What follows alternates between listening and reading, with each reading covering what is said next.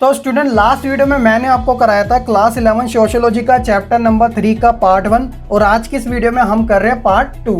ठीक है, तो चैप्टर का नाम है सामाजिक संस्थाओं को समझना यानी अंडरस्टैंडिंग सोशल इंस्टीट्यूशंस। तो आइए जानते हैं इसी के बारे में। My name is Shahrukh Saifi and welcome to our YouTube channel quick prep.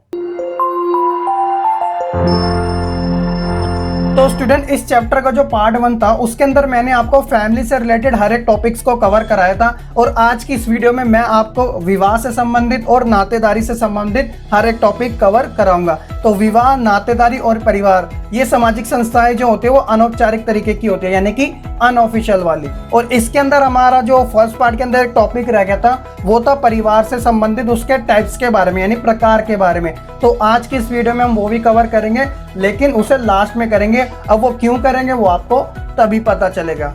तो आप अपनी स्क्रीन पर भी देख सकते हैं जो परिवार है उसके जो प्रकार है तो वो कुछ इस प्रकार के हैं। इन्हीं के बारे में हमें एंड में पता चलेगा, जिस तरीके से आपका ये जो कॉन्सेप्ट है अच्छे से समझ आ जाएगा। और ये डायरेक्टली कनेक्टेड है किससे? विवाह से और नातेदारी से, इसलिए इसे लास्ट में समझना जरूरी है आप बच्चों के लिए। तो आज के जो हमारे इस चैप्टर के पार्ट 2 का मेन थीम है वो विवाह से संबंधित है यानी मैरिज से। तो सबसे पहले हम यही जानते हैं कि विवाह का क्या अर्थ होता है। तो देखिए क्या है कि विवाह जो है वो दो वयस्क यानी कि जो अडल्ट है, स्त्री और पुरुष, मेल फीमेल व्यक्तियों के बीच लैंगिक संबंध यानी कि सेक्सुअल रिलेशन व समाज की स्वीकृति यानी कि उनकी तरफ से अप्रूवल और साथ ही समर्थन यानी उनका सपोर्ट के द्वारा इस विवाह को परिभाषित किया जाता है। तो हम भी विवाह किसे कहते हैं? जब एक लड़का और एक लड़की आपस में शादी के बंधन में जुड़ जाते हैं और समाज के द्वारा उन्हें स्वीकृति मिल जाती है तो उसे हम विवाह कहते हैं। तो सिंपल सी भाषा है, लेकिन परिभाषा के अंदर आपको थोड़ा सा समाजशास्त्र के शब्दों का इस्तेमाल करना जरूरी है। इसी बारे में हम बात करते हैं कोर्स ऑफ मैरिज के ऊपर। तो देखिए क्या बात की जा रही है कि विवाह जो है वह एक अथवा अधिक स्त्री और पुरुष में होने वाला विधान यानी कि प्रोविजन अथवा प्रथा के द्वारा स्वीकृति प्राप्त संबंध है जो कि इन्हें स्थापित करने में तथा इनसे उत्पत्ति संतानों यानी कि जो बेटे होते हैं, बेटियां होती है, उनके प्रति कर्तव्य यानी कि जो हमारी ड्यूटीज होती है और अधिकार यानी कि जो हमारे राइट्स होते हैं उनको निर्धारित करता है। तो ये जो परिभाषा दी गई थी वो किसके अनुसार दी गई थी? वेस्टरमार्क के अनुसार। तो आपको ये परिभाषा याद रखनी जरूरी भी है, एग्जाम में भी पूछ ले जाएगी और आपकी अंडरस्टैंडिंग के लिए भी काफी जरूरी है। आगे हम पढ़ते हैं विवाह के उद्देश्य यानी कि एम्स ऑफ मैरिज। तो देखिए इसमें क्या कहा जा रहा है कि विवाह का जो उद्देश्य है यानी एम है वह पुरुष और स्त्री में यौन संबंध यानी कि सेक्सुअल रिलेशन को स्थापित करना है और इन यौन संबंधों को सामाजिक मान्यता प्राप्त होती है क्योंकि वह विवाह के बंधन में बने हुए होते हैं। और स्त्री पुरुषों के जो यौन संबंध है उनसे उत्पन्न संतानों को वैधानिक अधिकार दिलाना यानी कि समाज में जब बेटा या बेटी आते हैं तो उन्हें हर वो फैसिलिटी प्रोवाइड कराना जो कि समाज के प्रत्येक सदस्य को प्राप्त होते हैं। तो ये विवाह के उद्देश्य कहलाए जाते हैं। इसके बाद जानते हैं विवाह की विशेषताओं के बारे में। तो देखिए पहली विशेषता है कि विवाह जो है वो एक सर्वव्यापक संस्था है। तो ये बात बिल्कुल ठीक है। विवाह चाहे प्राचीन टाइम का हो या फिर मध्यकालीन या फिर आधुनिक भारत का, तो सभी के अंदर विवाह जो है वो एक सर्वव्यापक संस्था मानी गई है और समाज के निर्माण करने में इसकी सबसे ज्यादा महत्वपूर्ण भूमिका होती है। इसी कारण ये सर्वव्यापक है यानी कि वर्ल्ड वाइड ये काफी फैला है क्योंकि समाज चाहे किसी भी प्रकार का हो ये संस्था हर जगह देखने को मिलती ही है। बस फर्क इतना होता है कि तौर तरीके अलग होते हैं विवाह करने के। जैसे एग्जाम्पल के तौर पे मुस्लिम समाज में कुछ अलग प्रकार से विवाह किया जाता है, हिंदू समाज में कुछ अलग प्रकार से, सिख समाज में कुछ अलग तरीके से। तो ये सारी विभिन्नताएं देखने को मिलती है विवाह के अंतर्गत। दूसरा है विवाह सामाजिक स्थिति प्रदान करता है। तो देखिए इसमें क्या होता है कि जब शादी होती है एक मेल और फीमेल की आपस में तो वह पति पत्नी कहलाते हैं, लेकिन जब उनका बेबी होता है तो उनकी जो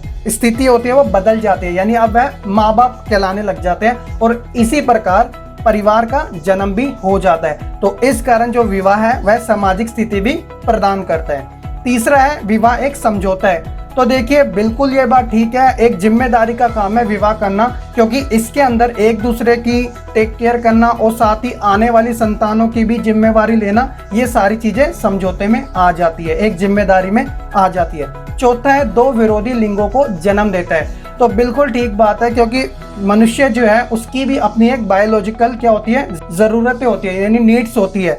इसी प्रकार पशुओं में भी बायोलॉजिकल नीड्स होती है, लेकिन उनको कोई मान्यता प्राप्त नहीं होती। लेकिन समाज के अंदर जो विरोधी लिंग होते हैं यानी मेल फीमेल होता है, जब उनके अंदर सेक्सुअल रिलेशन होता है, अगर वह शादी के द्वारा प्राप्त है यानी विवाह के द्वारा संपन्न है, तो उन्हें सामाजिक मान्यता प्राप्त कर दी जाती है। तो इस कारण दो विरोधी लिंगों का भी आपस में जन्म हो जाता है। और लास्ट जो है वो इसी से रिलेवेंट है, उसका नाम है सामाजिक मान्यता प्रदान करता है, क्योंकि समाज के अंदर आपकी उपस्थिति इस बात से तय की जाती है कि आप मैरिड हैं या फिर अनमैरिड है, यानी विवाहित है या फिर अविवाहित है। तो इस प्रकार यदि आप विवाहित है तो आपको समाज में मान्यता प्राप्त होती है। तो ये कुछ विवाह की विशेषताएं हैं। तो आई होप कि आपको हर एक विशेषता अच्छे से अब समझ आ चुकी होगी।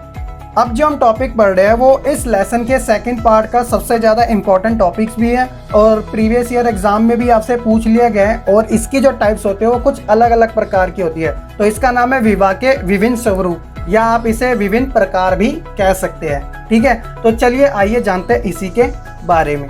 देखिए क्या होता है कि हर एक समाज दूसरे समाज से अलग होता है। वहाँ के नियम, तौर तरीके, रहन सहन के तरीके, ये सब एक दूसरे से अलग देखने को मिलते हैं। अगर एग्जाम्पल की बात की जाए, जैसे भारतीय समाज की अगर मैं बात करूं, तो यहाँ पे तौर तरीके, नियम अलग होते हैं। और वहीं दूसरी तरफ जो पश्चिमी समाज है, जिसे हम वेस्टर्न कल्चर भी कहते हैं, तो इसके जो तौर तरीके होते हैं वो अलग होते हैं। तो इनके बीच में क्या होता है, विभिन्नताएं पाई जाती है। तो इसी कारण जो विवाह है वो भी अलग अलग तरीके से हर एक समाज में अलग देखने को मिलता है। उसी के बारे में हम बात कर रहे हैं। तो सबसे पहले हम बात करते हैं वो है एकल विवाह, जिसे हम मोनोगमी कहते हैं। तो देखिए इसमें क्या होता है कि ये जो विवाह होता है वह सामान्यतः समाज में सबसे ज्यादा प्रचलित होता है, यानी फेमस होता है और बेहतर भी समझा जाता है, क्योंकि इसके अंदर क्या होता है कि स्त्री पुरुष आपसी बंधन में बन जाते हैं, जिन्हें समाज में मान्यता प्राप्त होती है।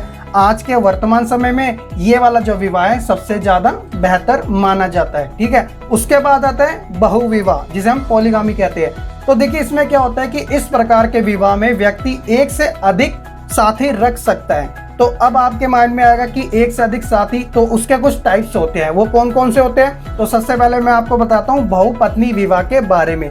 तो देखिए इसमें क्या होता है कि इसमें जो पति होता है वह अनेक पत्नियां रख सकता है। कहने का मतलब एक से ज्यादा पत्नियां रख सकता है। अब ये नहीं कि वो 50-60 रख लेगा, लेकिन इसकी जो क्वांटिटी होती है वो 2 से 4 ही होती है लगभग। ठीक है, और उसके बाद है बहुपति विवाह। तो ये वाला जो है थोड़ा क्रिटिकल सा है, क्योंकि इसमें क्या होता है कि एक पत्नी के अनेक पति होते हैं। इसमें भी मात्रा 2 से 4 होती है। तो आप मुझे कमेंट करके बताइएगा अगर आपको पता है तो, कि बहुपत्नी विवाह और बहुपति विवाह भारत के अंदर किस राज्य में देखने को मिलता है। तो आप कमेंट जरूर कीजिएगा। ठीक है, और उसके बाद हम बात करते हैं वो है अंतर्विवाह। तो देखिए इसमें क्या होता है कि इसके अंदर जो शादी की जाती है वो है जाति के अंदर ही की जाती है। इस विवाह को एक दूसरे नाम से भी जाना जाता है, जिसका नाम है, उसे सजातीय विवाह भी कहते हैं। तो देखिए इसमें क्या होता है कि इस प्रकार के विवाह जो होते हैं, इसको मानने वाले ऐसा मानते हैं कि इन विवाह में जो रक्त होता है यानी जो ब्लड होता है उनमें शुद्धता पाई जाती है, क्योंकि एक ही जाति से वह संबंधित होते हैं। और इस प्रकार इस जाति समूह का भी सुरक्षा बने रहती है। और जो स्त्रियां होती है यानी जिन्हें शादी के बाद लड़के के घर में जाना होता है, तो वह एक संस्कृति के साथ बंधी होती है जो कि पिछले टाइम से चलती आ रही है, क्योंकि एक ही जाति में हो रही है। तो जो संस्कृति है वो भी एक देखने को मिलती है, और इस कारण इनमें तालमेल यानी अंडरस्टैंडिंग बने रहती है। तो ये है अंतरजातीय विवाह, जिसे हम सजातीय विवाह के नाम से भी जानते हैं। उसके बाद अगला है बाह्य विवाह। तो देखिए इसमें क्या होता है, जाति के बाहर विवाह किया जाता है। जो इस विवाह को मानने वाले होते हैं वह अपने समूह से, गोत्र से, सपिंड से, प्रवर से इत्यादि से, ये सारी रस्में होती है, तो इसमें विवाह नहीं करते हैं। और इस विवाह को काफी प्रचलित माना गया है जाति के बाहर, और समाज में इसे अच्छा भी माना जाता है जैविक तरीके से यानी बायोलॉजिकल तरीके से, क्योंकि इस विवाह के जो सपोर्टर्स होते हैं वो ये मानते हैं कि अलग अलग वर्ग समुदायों में प्यार ज्यादा बढ़ता है। इस कारण बाहरी विवाह जो है वह अच्छा माना जाता है, जो कि जाति से बाहर किया जाता है। तो ये थे विवाह के कुछ विभिन्न प्रकार। तो इसके अंदर भी 1-2 रह गए हैं, छोटे से रह गए हैं, उन्हें मैं क्वेश्चन आंसर में कराऊंगा, क्योंकि हर एक टॉपिक मैं यहाँ पे नहीं करा सकता। कुछ क्वेश्चन आंसर सीरीज के लिए भी बचाना पड़ता है। और हाँ, क्वेश्चन आंसर सीरीज में ये वाले भी क्वेश्चन आएंगे, बस इसकी टाइप्स आपको पता चलेगी कि ये क्वेश्चन ट्रिकी होके एग्जाम में किस प्रकार से आपसे पूछ लिया जा सकता है। तो आप बिल्कुल टेंशन ना लीजिएगा। इसके बाद हम बात करते हैं जो हमारा सामाजिक संस्थाओं में अनौपचारिक संस्था मानी जाती है, वो है नातेदारी। ठीक है, तो सबसे पहले यही जानते हैं कि नातेदारी जिसे इंग्लिश में काइनशिप कहते हैं, तो इसका क्या मीनिंग होता है। तो नातेदारी क्या होती है, समाज में मान्यता प्राप्त संबंध होती है जो कि अनुमानित और वास्तविक यानी वंशावली पर आधारित होती है। और नातेदारी का दूसरा नाम ही क्या है, रिश्तेदारी, जिसे हम रिलेशनशिप कहते हैं। तो देखिए जो नातेदारी है वो 2 प्रकार की होती है, उसके बारे में अच्छे से समझते हैं। काफ़ी इजी सी है और प्रचलित भी काफ़ी ज़्यादा है। तो पहली जो नातेदारी होती है वो है रक्त संबंधी यानी कि ब्लड रिलेशन वाली, और दूसरी है विवाह संबंधी जो कि आफ्टर मैरिज जब लड़के लड़के की होती है तब ज़्यादा नातेदारी यानी कि रिश्तेदारी जुड़ती है। तो देखिए रक्त संबंधी में क्या होता है, इसके अंदर जैसे माता पिता, भाई बहन, चाचा ताया, दादा पिता, पुत्र पुत्री, तो ये क्या होते हैं, सारे रक्त से जुड़े होते हैं, यानी इनके अंदर खून का रिश्ता होता है। और रक्त संबंधी 2 प्रकार के होते हैं ये वाले, जैसे कि एक मातृवंश की तरफ से यानी मम्मी की तरफ से, और दूसरा पितृवंश यानी पिता की तरफ से। तो इस प्रकार ये 2 प्रकार के देखने को मिलते हैं जो कि ब्लड से रिलेटेड होते हैं। और दूसरा क्या है, वो है विवाह संबंधी नातेदारी। तो आपने देखा होगा कि जब आपकी भी शादी होगी, चाहे मेल हो या फीमेल हो, तो उसके बाद जो रिश्तेदारी जुड़ती है वो विवाह संबंधी होती है, जिसके अंदर जैसे सास ससुर हो गया, जीजा, ननन, साला, साली, जेठ, बहू, देवर, तो ये सब कैटेगरी जो होती है वो आफ्टर मैरिज क्या होती है, क्लोज आती है। तो इस प्रकार नातेदारी जो होती है वो 2 कैटेगरी में डिवाइडेड की जाती है। तो काफ़ी इजी सी है, तो आई होप कि आपको अच्छे से समझ भी आ चुकी होगी। अब जो हम टॉपिक पढ़ रहे हैं तो ये वही टॉपिक है जो मैंने आपको फर्स्ट पार्ट में छुड़वा दिया था, और इस सेकंड पार्ट में भी मैंने आपको स्टार्टिंग में नहीं कराया, एंड में कराया। क्यों कराया इसका रीज़न आपको पता चल जाएगा, क्योंकि एक तरीके से ये आपका कंक्लूजन ही है। तो इसका नाम है परिवार के विभिन्न प्रकार। तो देखिए परिवार के जो विभिन्न प्रकार की अगर बात की जाए तो ये अलग अलग कैटेगरी में होते हैं। तो सबसे पहले मैं आपको बताता हूँ विवाह के आधार पर परिवार। तो देखिए विवाह के आधार पर परिवार जैसे कि एकाकी परिवार, अब आया ना आपके माइंड में, एकाकी परिवार मैंने आपको बता दिया था, आकार में छोटे होते हैं ये। बहुविवाह परिवार, तो बहुविवाह परिवार के अंदर जैसे हमने बहुपति विवाह के बारे में पढ़ा था, बहुपत्नी विवाह के बारे में पढ़ा था, क्योंकि इसमें क्या होता है, एक से अधिक हम साथी रख सकते हैं, इसलिए इसका नाम बहुपति विवाह और बहुपत्नी विवाह कहा जाता है। और दूसरा है सदस्यता के आधार पे परिवार के प्रकार। तो देखिए सदस्यता के आधार पे कौन सा है, वो है केंद्रीय परिवार। जो केंद्रीय परिवार है उसे हम एकाकी परिवार ही कहते हैं, यानी कि न्यूक्लियर फैमिली कहते हैं। और दूसरा है संयुक्त परिवार, तो संयुक्त परिवार जिसे हम जॉइंट फैमिली कहते हैं। और तीसरा जो है वो है विस्तृत परिवार। तो देखिए विस्तृत परिवार जो है ना, इसका विघटन होने से ही संयुक्त परिवार बना है। कहने का मतलब ये सीनियर है किसका, संयुक्त परिवार का। तो इसकी भी विशेषता बिल्कुल सेम होती है, बस इसके अंदर जो सदस्य होते हैं वो कुछ ज्यादा ही हो जाते हैं, ठीक है।